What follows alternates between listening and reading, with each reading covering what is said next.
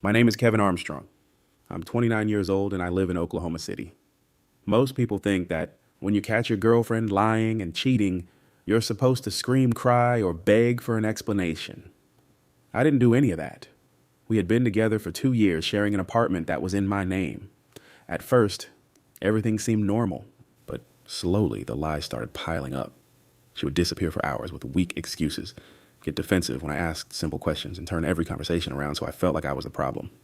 The gaslighting was constant.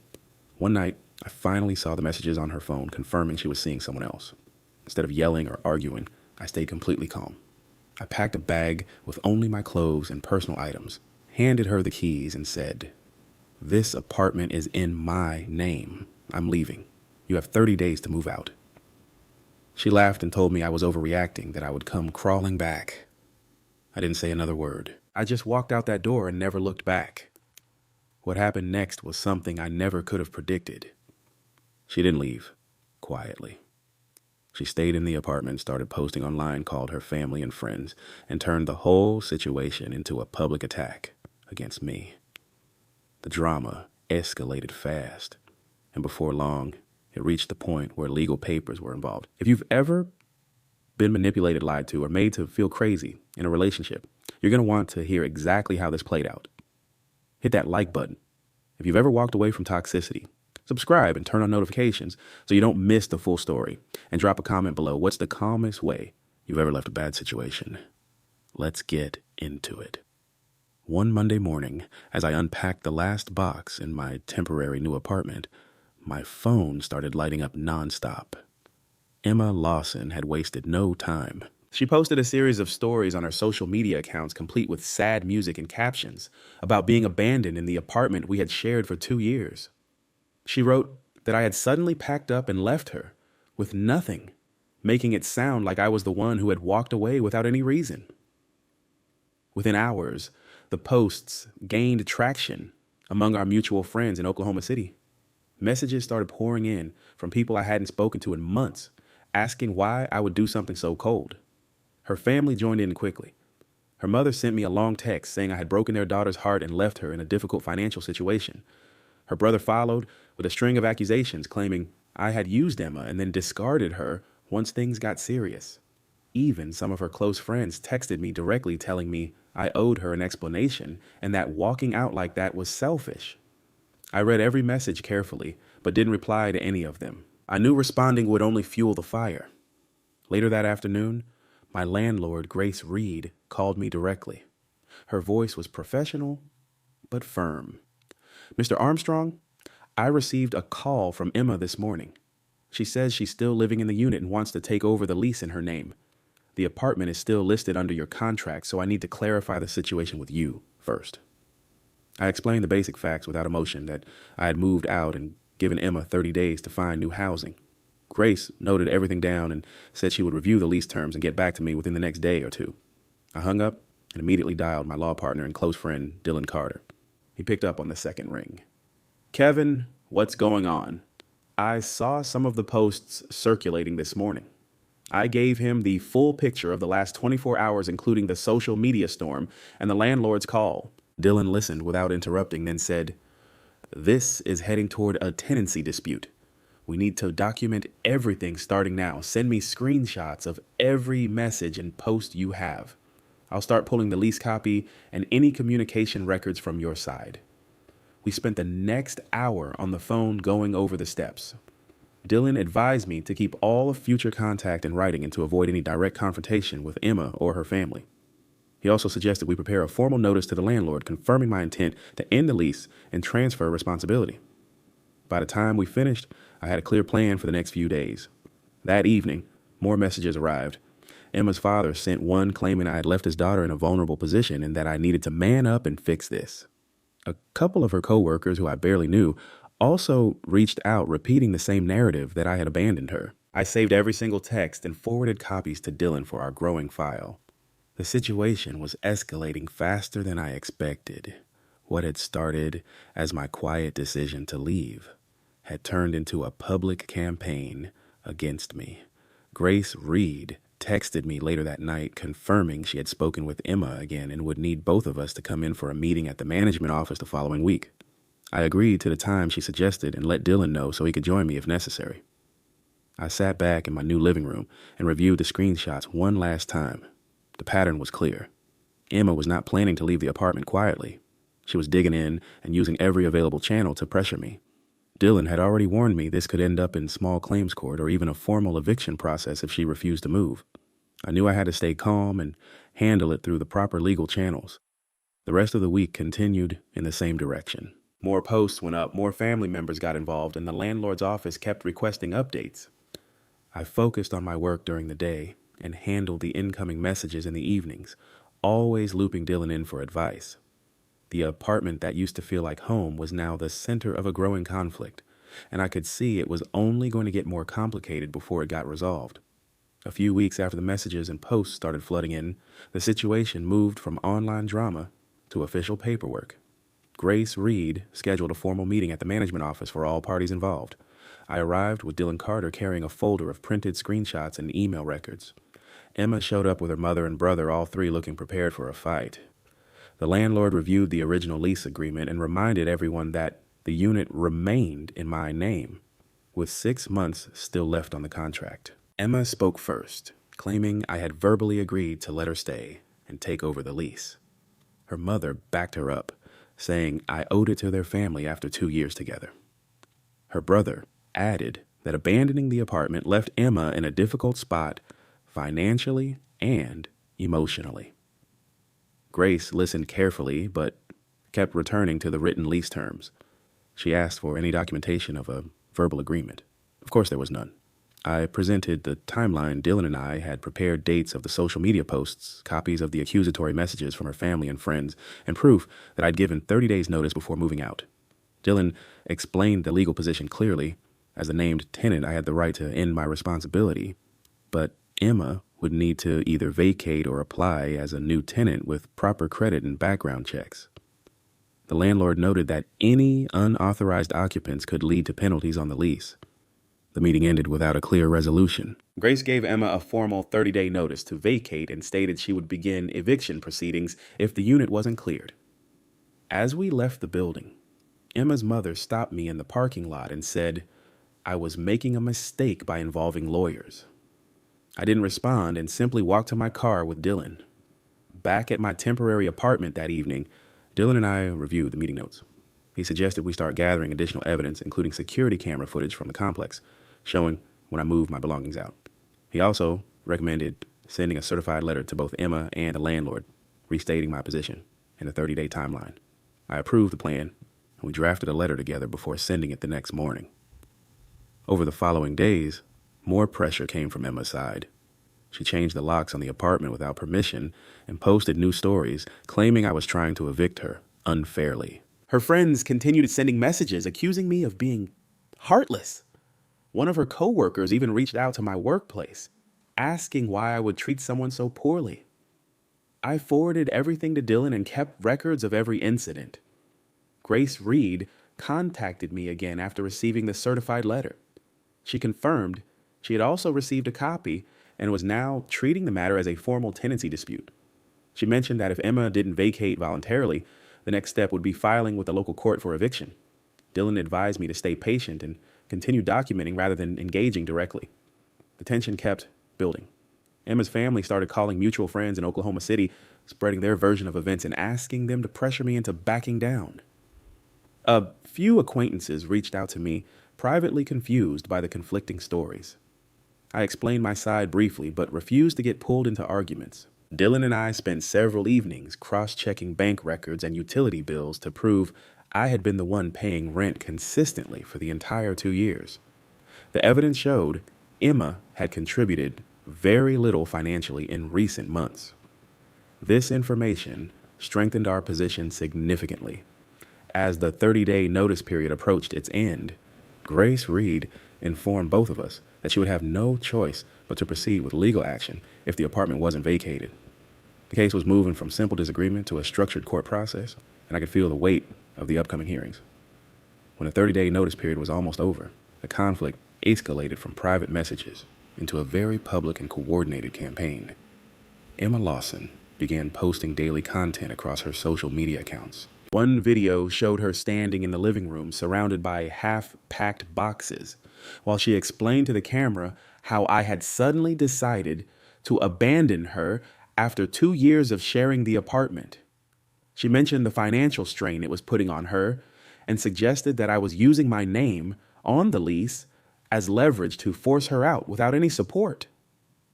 The post quickly gained comments from people we both knew in Oklahoma City, with several asking why I wouldn't just let her stay until she found something new.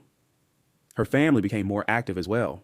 Her mother started calling mutual friends and relatives, telling them I had left Emma in a vulnerable position with nowhere to go on short notice. Her brother sent me another long message listing all the ways I had supposedly failed in the relationship and demanding that I cover at least 3 months of rent as a fair gesture. Even some of Emma's co-workers reached out through LinkedIn, expressing disappointment that I would handle the breakup in such a cold manner. I saved every single communication and forwarded copies to Dylan Carter without replying to any of them. Grace Reed, the landlord, contacted me again by email. She had seen some of the online posts and wanted to clarify the management company's position. She wrote that while she understood personal relationships could become complicated, the lease remained in my name, and any unauthorized changes or occupants could create liability for the complex. She attached a copy of the original agreement and asked for my confirmation that I still intended to end my tenancy after the notice period. I replied promptly with a short factual response and copied Dylan for the record. Later that same afternoon, Dylan and I met at his office to go through the latest developments. We spent several hours organizing the new material, screenshots of the videos, timestamps of the posts, copies of the messages from Emma's family and friends, and Grace Reed's latest email. Dylan pointed out that the pattern showed a deliberate effort to shift the narrative and create social pressure. He recommended we prepare a formal response to the landlord and consider requesting a mediation session before any court action became necessary. We drafted a detailed letter to Grace Reed, restating the timeline, the date I had given notice, the 30-day period, and my willingness to cooperate with a smooth transition as long as the unit was vacated on time. Dylan also suggested including a copy of the lease and a summary of rent payments over the past 2 years to demonstrate that I had been the primary responsible party. We sent the letter by certified mail the next morning so we would have proof of delivery. In the days that followed, the online activity intensified. Emma posted another video claiming she had tried to discuss the situation reasonably, but that I had refused all communication. She showed text messages she had sent me, carefully cropped to remove context, and said I was ignoring her attempts to resolve things amicably. The comments section filled with support for her, with people tagging mutual acquaintances and asking them to speak with me. A few of my own colleagues mentioned seeing the content and asked if everything was okay, forcing me to give vague but professional responses at work. Emma's mother called my office again, this time speaking with my assistant first and insisting on being transferred. When I took the call, she repeated many of the same points her son had made in his messages, emphasizing that family should take care of each other during difficult times. I listened politely, then reminded her that all matters regarding the apartment needed to go through the landlord or legal representatives. She ended the call frustrated. Grace Reed responded to our letter within 2 business days. She confirmed receipt and stated that she had also received a request from Emma to transfer the lease. The management company had denied the transfer due to Emma's credit history and lack of stable employment documentation. Grace proposed a mediation session at the property office the following week and asked both sides to attend with any supporting documents. Dylan and I prepared thoroughly for the mediation. We created a clear timeline chart showing the sequence of events from the day I moved out to the current notice period. We also gathered copies of utility bills, bank statements showing rent payments, and the security camera footage from the complex that confirmed the date and time I removed my belongings. Dylan advised me to remain calm and factual during the session, letting the documents speak for themselves. The mediation took place on a Wednesday afternoon. Emma arrived with her mother and brother while I brought Dylan. The mediator reviewed the lease agreement and the notice I had given.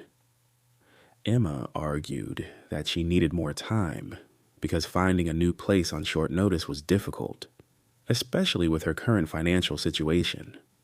Her mother added that I should help with moving expenses since I earned more. Dylan countered by presenting the rent payment history and the fact that Emma had been given ample notice. After nearly 2 hours of discussion, the mediator proposed an extension of 2 additional weeks for Emma to vacate with no further financial obligations from my side. I accepted the compromise. Emma agreed, reluctantly, but made it clear she was not happy with the outcome.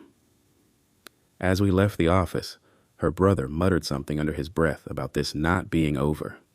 In the week after the mediation, Emma continued posting regularly. She showed boxes being packed and captioned the videos with phrases suggesting she was being pushed out unfairly. Her friends shared the content widely within our local circle. Grace Reed sent a follow-up email confirming the new move-out date and warning that failure to comply would result in formal eviction proceedings through the court. The pressure remained constant, but the legal path was now clearly defined. Dylan and I continued documenting every new post and message, knowing that if Emma did not leave by the extended deadline, the next step would be filing for eviction in Oklahoma County Court. The extended 2-week period passed quickly, and Emma Lawson still had not vacated the apartment. Grace Reed called me early one morning to inform me that the unit remained occupied and that she had no choice but to begin formal eviction proceedings. She explained the process in Oklahoma County. She would file a petition with the court, and a hearing would be scheduled within a few weeks. I thanked her for the update and immediately contacted Dylan Carter to prepare our response. Dylan and I spent the next several days building a stronger file. We included the original lease, all rent payment records, the 30-day notice, the mediation agreement, and every social media post and message that had been sent since I moved out. The security camera footage from the complex was particularly useful, clearly showing the date I removed my belongings and that no new lease transfer had been approved. The court hearing was set for a Thursday afternoon at the Oklahoma County Courthouse. I arrived with Dylan carrying 3 organized binders of evidence. Emma showed up with her mother, her brother, and a friend who appeared to be there for support. The judge, a no-nonsense woman in her 50s, called the case and asked both sides to present their positions. Grace Reed testified first as the landlord. She explained the lease terms, the notice given, and Emma's failure to vacate by the agreed deadline. She also mentioned the recent social media activity and how it had created unnecessary tension for other residents in the complex. The judge asked her several clarifying questions about the mediation session and the extension that had been granted. When it was Emma's turn, she told the court that she had been caught off guard by my sudden departure and that finding suitable housing in Oklahoma City on short notice was extremely difficult. Her mother spoke next, describing how the situation had caused emotional and financial stress for their family. Her brother added that I had refused to provide any additional support, despite earning a good salary. They asked the judge to give Emma more time and possibly order me to cover moving costs. Dylan presented our side calmly and methodically. He walked the court through the timeline, highlighting the 30-day notice, the mediation agreement, and the fact that the lease remained solely in my name. He displayed printed copies of Emma's social media posts and the messages from her family and friends that had been sent to pressure me. The judge examined the evidence carefully, particularly the security footage and the rent payment history. I was called to testify briefly. I described the sequence of events without emotion, confirming that I had given proper notice, and that I had cooperated with the mediation process. When the judge asked if I had any further comments, I simply stated that I wanted the lease resolved according to the original terms, and that I had no intention of extending my responsibility beyond what the law required. The hearing lasted nearly 3 hours. The judge took a short recess to review the documents, then returned with her decision. She ruled that the eviction petition was valid and ordered Emma to vacate the apartment within 10 days. She also directed Emma to pay the outstanding utility charges that had accumulated since my departure and awarded Grace Reed court costs. The judge made it clear that any further delay would result in law enforcement assistance for removal. Emma's family reacted strongly in the courtroom. Her mother stood up and began speaking directly to the judge before being reminded to remain silent. Emma herself looked stunned and whispered urgently with her brother as we left the room. Grace Reed thanked both Dylan and me for our cooperation and said she would monitor the situation closely to ensure compliance. Back at Dylan's office later that afternoon, we reviewed the court order in detail. Dylan explained that while the ruling was favorable, we still needed to stay vigilant because Emma could attempt to appeal or simply ignore the deadline. He recommended we send a copy of the order to Grace Reed and prepare a follow-up letter reminding Emma of the 10-day requirement. Over the next few days, the online activity from Emma's side continued, though the tone had shifted. She posted about being unfairly evicted and shared the court date, asking her followers for advice. Some comments supported her while others began questioning the full story after seeing the landlord's involvement. A few mutual friends reached out to me privately to ask what had really happened, and I responded with short, factual answers without going into detail. Grace Reed contacted me again near the end of the 10-day period. She confirmed that movers had been scheduled and that law enforcement would be present if necessary. I told her I appreciated her handling of the matter and that I would be available by phone if any last-minute issues arose. The final day arrived without any direct contact from Emma. I received a message from Grace Reed late that evening confirming that the apartment had been vacated and that the keys had been returned to the management office. She also mentioned that some minor damage had been noted during the final walkthrough, and she would send the repair invoice for reimbursement. I sat in my temporary apartment that night reviewing the entire chain of events. The process had been longer and more stressful than I anticipated, but the court's decision had brought a clear resolution. The apartment that had once been the center of so much conflict was now empty, and my name was finally being removed from the lease. The chapter was closing, but I knew there would still be lingering effects in our shared social circle. For now, however, the legal battle was over, and I could begin focusing on moving forward without the constant pressure that had dominated the past several weeks. The day after the apartment was officially vacated, the real impact of the court order began to show. Grace Reed sent me the final walkthrough report along with photographs of the condition of the unit. There were several small damages holes in the drywall where pictures had been removed, carelessly stains on the carpet in the living room, and a broken light fixture in the bathroom. The total repair estimate came to nearly $2,000. Grace asked if I wanted to handle the reimbursement directly or have it added to any remaining balance. I told her to send the invoice and I would take care of it promptly. Dylan Carter reviewed the report with me over the phone. He suggested we send a copy to Emma's last known address along with a formal demand letter for the repair costs, giving her 14 days to respond before we pursued collection through small claims court. I approved the letter, and Dylan drafted it that same afternoon, keeping the language professional and factual. In the following week, the social media posts from Emma's side changed tone. She no longer showed the apartment, but instead shared vague updates about starting over and healing from betrayal. Some of her friends continued to comment supportively, but the number of shares and tags decreased noticeably. A few mutual acquaintances who had previously messaged me began reaching out again, this time asking for my side of the story. I kept my replies brief, simply stating that the matter had been resolved through the proper legal process. Emma's mother sent one final message to me. It was longer than previous ones and contained a mix of disappointment and anger. She wrote that the family had been humiliated by the court proceedings and that I had shown my true character by pursuing the eviction. She ended by saying they wanted nothing more to do with me. I saved the message but did not reply. At work, the situation slowly faded from conversation. One colleague who had seen the earlier posts approached me during lunch and apologized for jumping to conclusions. He mentioned that several people in our circle had started questioning the narrative after the landlord became involved. I thanked him for the heads up and changed the subject to work matters. Dylan and I met again to close out the remaining loose ends. We reviewed the repair invoice and prepared the small claims filing in case Emma ignored the demand letter. We also submitted the final paperwork to remove my name from the lease with the management company. Grace Reed confirmed receipt and said the unit would be cleaned and listed for new tenants within the next 30 days. 2 weeks after the demand letter was sent, we received no response from Emma. Dylan advised filing the small claims case to recover the repair costs. The filing fee was minimal, and the court date was scheduled for the following month.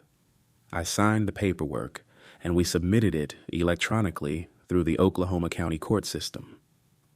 As the weeks passed, life in Oklahoma City began to feel normal again. I focused on my job, spent more time at the gym, and started looking at permanent apartments in a different part of the city. The temporary place I had been staying in served its purpose, but I was ready for something that felt like a fresh start without any lingering connections to the past 2 years.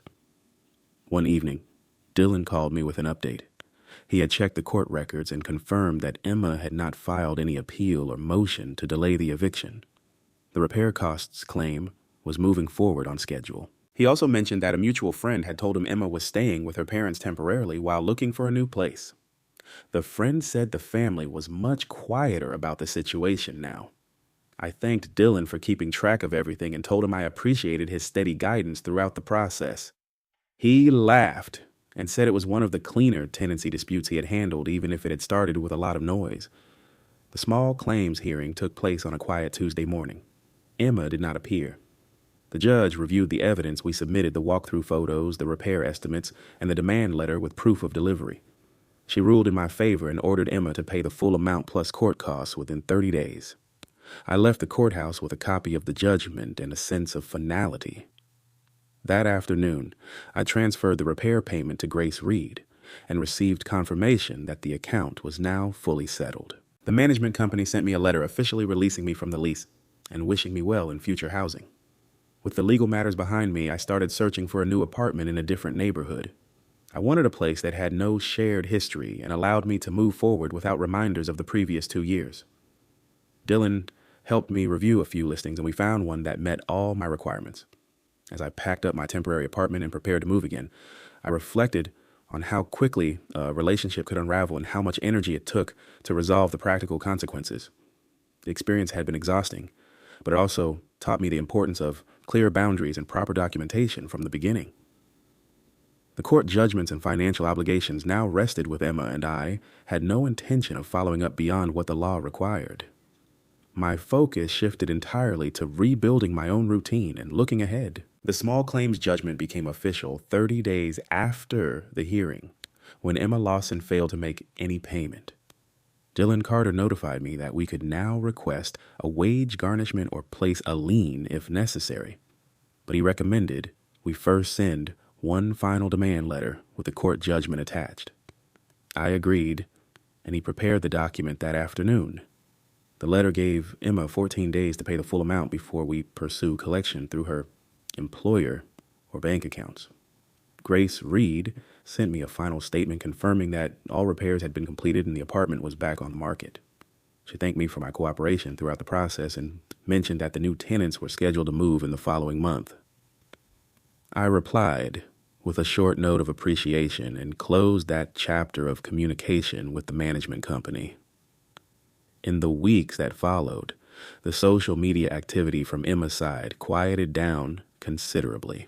She posted less frequently, and when she did, the content focused on general life updates rather than any mention of the apartment or our past relationship. Some of her earlier supporters stopped commenting altogether. A couple of mutual friends reached out to me privately to say they had heard a different version of events and wanted to apologize for believing the initial posts without asking questions. I accepted their apologies, but kept the conversations brief. Emma's family also became silent. There were no more messages, calls, or attempts to contact me through third parties. It seemed the court rulings and the lack of response from their side had finally made them realize further pressure would not change the outcome. At work, the situation had almost completely faded. My colleagues no longer mentioned the posts, and my focus returned fully to my projects. One afternoon, my supervisor even commented that I seemed more relaxed lately, which made me realize how much mental energy the entire ordeal had consumed. Dylan and I met one last time to review the collection process. He explained that if Emma still did not pay after the final demand, we could file for garnishment. The process in Oklahoma was straightforward, but could take several months to take effect. I told him I was in no rush and preferred to let the legal system handle it without additional personal involvement.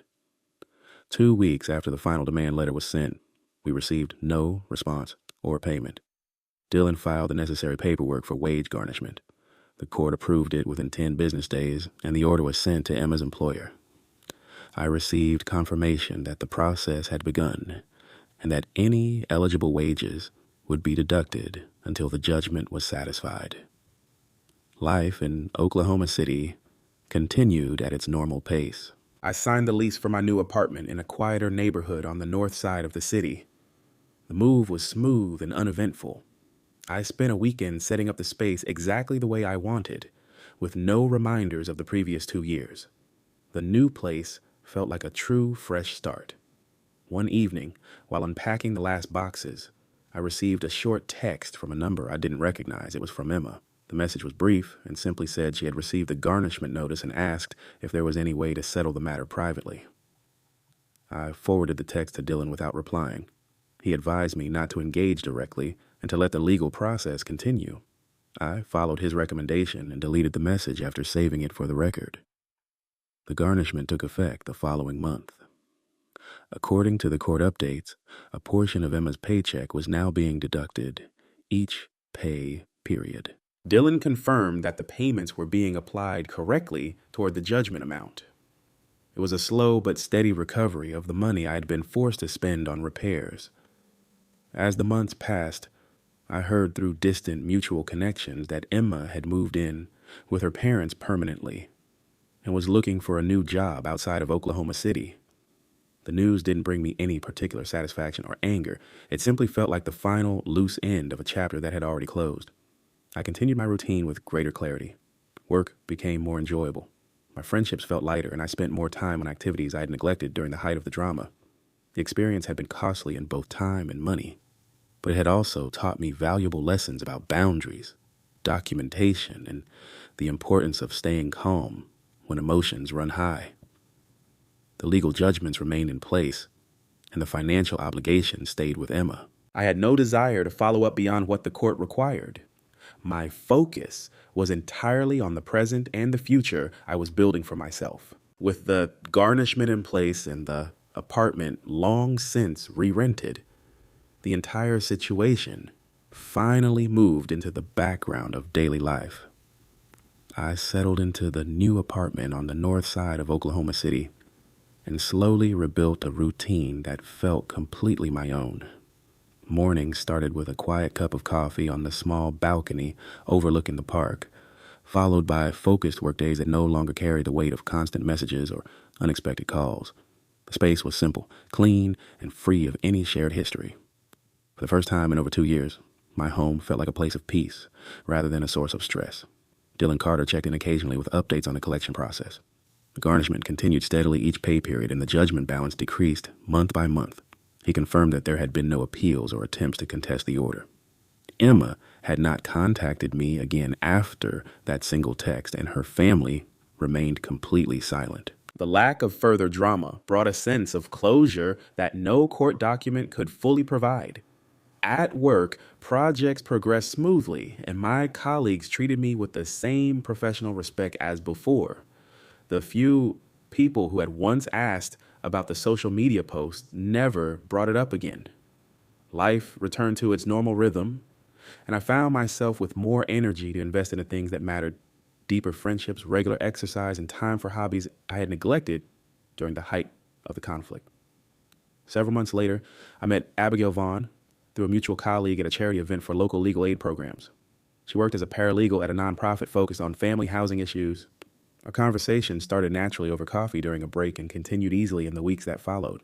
There were no grand gestures or pressure for material displays. Instead, we shared quiet dinners, long walks along the river trail, and honest discussions about work values and what we each wanted from life. Her calm and straightforward approach felt refreshing after everything I had experienced. One evening, while sitting on my balcony, Abigail asked about my past relationship in a gentle way. I gave her the short version: 2 years together, growing lies, a calm decision to leave, and the legal process that followed. She listened without judgment and simply said she respected how I had handled it. That conversation reinforced for me how different a healthy connection could feel. The biggest lesson I took from the entire experience is this: when someone repeatedly lies, manipulates, and tries to make you question your own reality, the most powerful response is often the simplest one: to walk away cleanly and protect your own peace. Staying calm and handling the practical matters through proper channels may feel slow at the time, but it prevents years of Unnecessary entanglement and emotional drain. Money spent on repairs or legal fees is temporary. The cost of staying in a toxic situation is far greater. I no longer carry any anger toward Emma or her family. Their choices led to the consequences they now face, and those consequences belong to them. I have no interest in checking on their lives or reopening any form of contact. The chapter is closed for good. Today, my days are filled with work. I enjoy time with people who value honesty and a home that reflects the life I want to build. The apartment dispute taught me to document everything, set clear boundaries from the beginning, and never hesitate to protect my own stability when respect disappears. If you've ever been in a relationship where lies and manipulation became the norm, remember that walking away calmly is not weakness. It is strength. It allows you to reclaim your time, your energy, and your future without being dragged into endless drama. The right people will respect that strength, and the wrong ones will reveal themselves quickly when you refuse to play their game. I continue living in Oklahoma City with a clearer sense of what matters. The legal judgments remain in place. The financial obligation stays with Emma, and my focus remains forward. The past 2 years taught me more than I expected, and I am grateful for the clarity it ultimately provided.